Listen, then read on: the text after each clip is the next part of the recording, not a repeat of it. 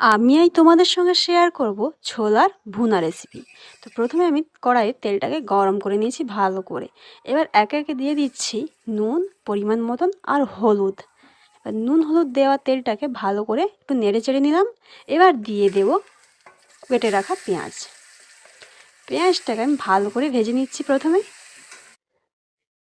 এবার দিয়ে দেব 4টে কাঁচা লঙ্কা, একটা টমেটো আর গ্রেট করে রাখা আদা, সব একসঙ্গে দিয়ে কষিয়ে নিচ্ছি। ভালো করে কষিয়ে নিয়েছি। এবার দিয়ে দেব পরিমাণ মতো লঙ্কা গুঁড়ো আর একটু কষিয়ে নেব ভালো করে।